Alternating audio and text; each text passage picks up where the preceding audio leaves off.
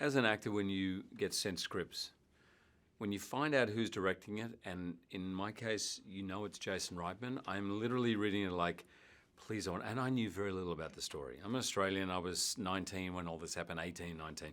So I'm reading like, please like it. And within 3 pages, I was totally sucked into this world. Now, I'm an outsider. I'm not an American. This just felt so relevant to anyone in the world because this was a turning point that very few people even remember or talk about. But actually, the way that politics and the media, the public versus the private, this was the moment when everything changed.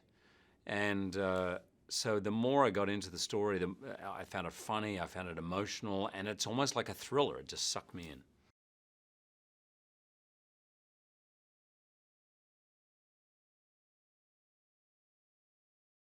Of all the projects I've done, this in some ways was the most daunting because Gary, who is now a friend, I got to study. I spoke with everyone who he knew. I met him. I spent time with him and his family. And at some point, I knew, or at least I hoped, that he would sit down and watch the movie. I'd never played someone who was alive. I'm depicting, or part of a story that's depicting the worst 3 weeks of his life. So I knew it was going to be a complex thing for him and for his family. And I took it on as a great responsibility. And so I took it very, very seriously. And I was extremely nervous the day that Gary was seeing the film.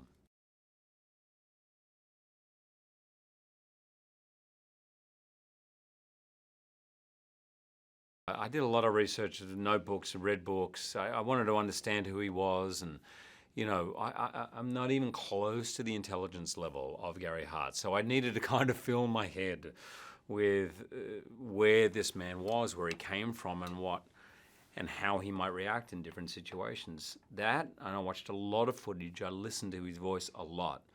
Because for a politician, he's very direct, quite short in his answers, succinct. He very rarely drones on, unlike myself. And so I watched a lot, and then, of course, I spent time with him.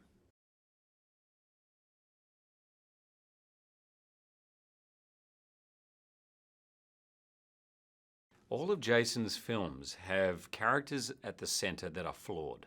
They're all flawed. They're very human. They're very grey. They're never black and white. The stories often are funny and have an entertaining, and as well as realistic. But I would say this is a slight departure, if I may. It's an exploration of something new. This was a real life event. He was wanting to depict a campaign in the 80s. He made us all watch The Candidate, the Robert Redford film.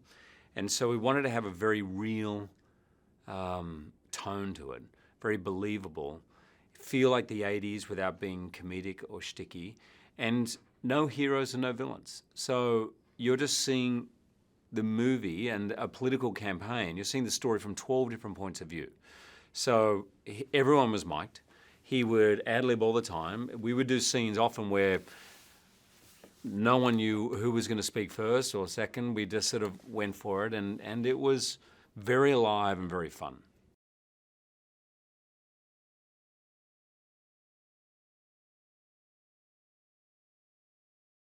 What was most important to Jason, he always spoke about this, that the film reminds us all to think for ourselves what is important and what is interesting.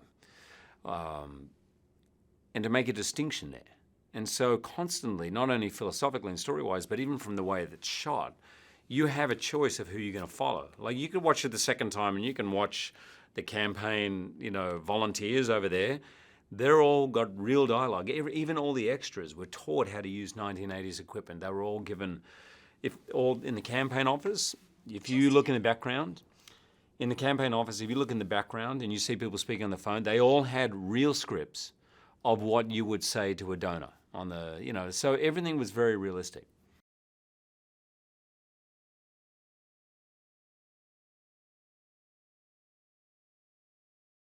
Jason Reitman's movies are about being human. The backdrop of the canvas happens to be a political campaign, but really what it is a whole bunch of people in a very high-pressured situation over really a week, and you see people, how they react under that kind of pressure. at their best, at their worst, at their most vulnerable. And I find the movie very emotional, actually.